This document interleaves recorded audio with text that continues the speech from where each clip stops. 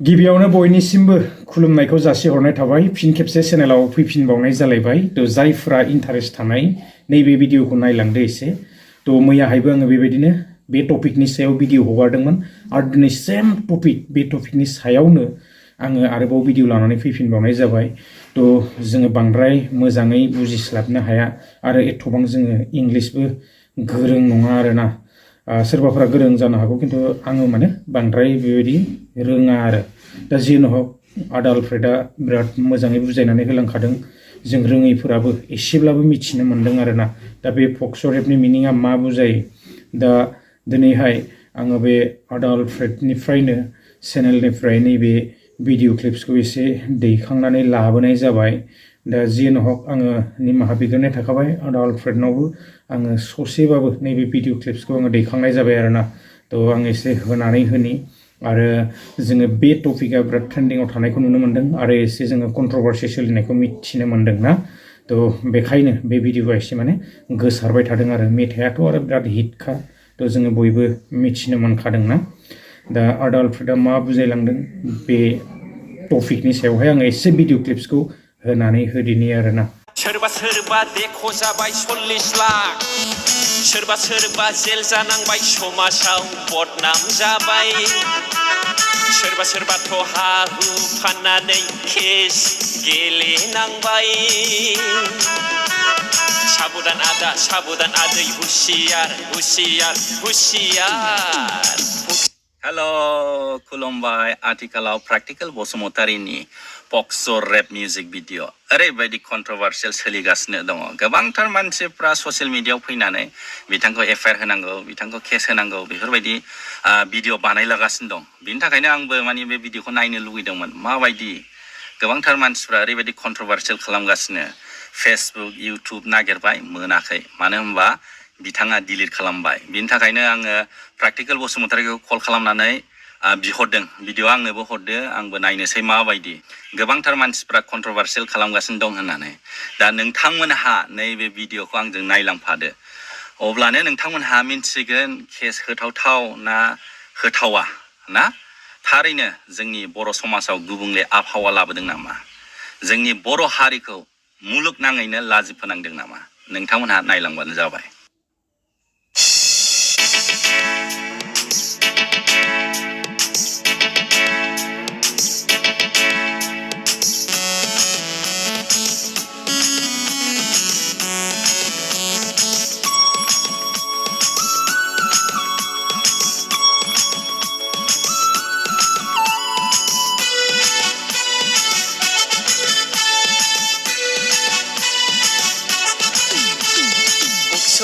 Foksore,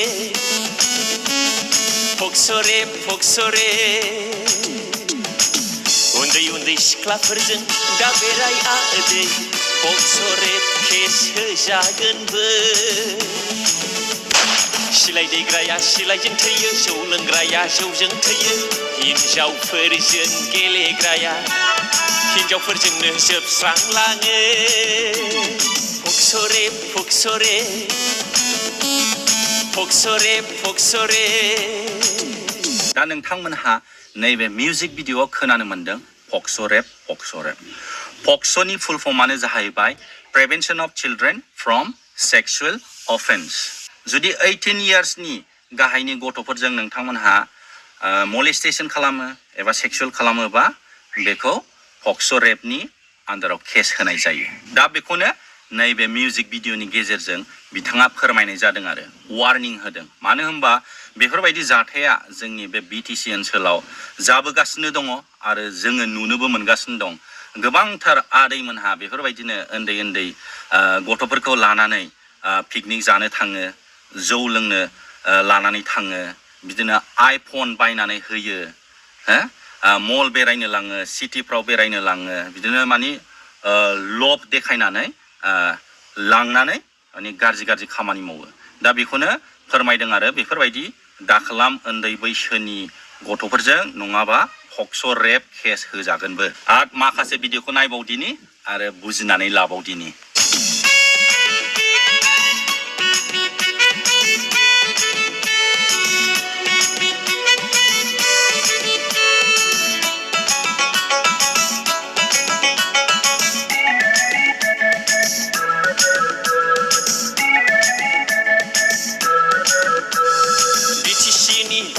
जायगायाव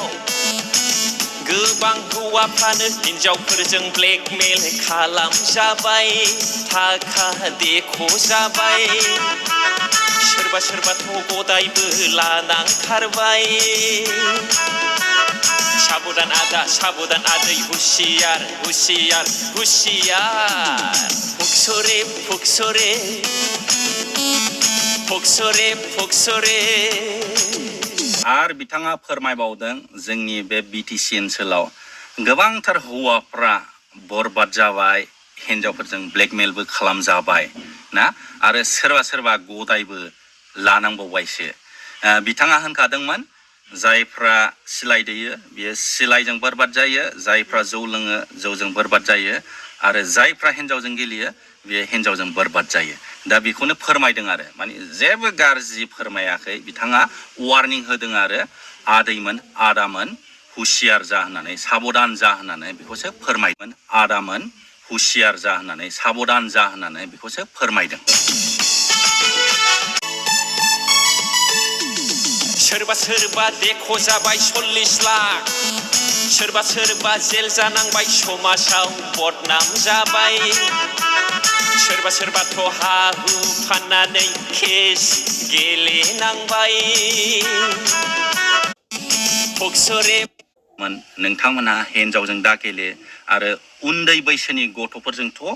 दा गेलेखाथार नङाबा पक्स' रेप केस होजागोन दा बेखौसो फोरमायदों बिथाङा जोंनो गियान होदों पक्स' रेपनि सोमोन्दै गोबांथार मानसिफ्रा पक्स' रेपआ मा बेखौनो मिन्थिबावामोनदां दा नैबे बिथांनि बे मिउजिक भिडिअनि गेजेरजों आरो कन्ट्रभार्सियेल जानानै गोबांथार मानसिफ्रा मिन्थिबावबाय पक्स'आ मा पक्स' रेपआ मा पक्स'नि फुल फर्मानो जाहैबाय prevention of children from sexual offence बियो माने बिराद गिदिर क्राइम आरो बिनि पानिशमेन्टआ देरसिन आरो बयनिफ्रायबो देरसिन जुदि पक्स' रेप केस जायोबाथ' मिनिमाम 10 बोसोर जेलाव थानांखागोन आरो ओमफ्राय मेक्सिमामाथ' टिल लाइफ टाइम इमप्रिजनमेन्ट ना फुरा थैजासिम जेलावबो थानांगोन दा बिथाङा बेखौसो फोरमायदों नैबे भिडिअनि गेजेरजों नोंथांमोनहा साबधान जा नोंथांमोनहा जुदि उन्दै उन्दै बैसोनि गथ'फोरजों गेलेयोबा बरबाद जागोन जेल जानांगोन थाखा हरनांगोन गदायबो लानांगोन सोरबा सोरबाथ' गदायबो लानांबाय हिनजावफोरजों गेलेनानै बियो माने जेनेरेलावबो बुंदों आरो जायखिजाया हिनजावफोरजोंनो गेलेनो नाङा नङाबा गदायबो लानांगोन थाखाबो हरनांगोन जेल जानांगोन आरो समाजाव ओरैबायदि बदनाम जागोन बेफोरबायदिखौसो नैबे मिउजिक भिडिअनि गेजेरजों बिथाङा फोरमायदों नोंथांमोनहा नुबाय आरो बुजिबाय जानो हागौ गोबांथार मानसिफ्रा भिडिअखौ नुवाखै ओरैनो जास्ट लाइक कन्ट्रभार्सियेल ओरैनो हावाबाजि ना सोरनोबाथ' कन्टेन्टल' नांगौ ना ओरैनो जानला मोनला माने कन्ट्रभार्सियेल स्टेटमेन्ट होलाबायो आरो दा नोंथांमोनहा फुल भिडिअखौ नुबाय आसा खालामबाय नोंथांमोनहा बुजिबाय होननानै नोंथांमोनहा शेयार खालामना होदो जाहाथे गुबुनफ्राबो जायफ्रा बे भिडिअखौ नुवाखैमोन जाहाथे नुनो मोननाय बायदि आरो बुजिनो हानाय बायदि थेंक इउ सै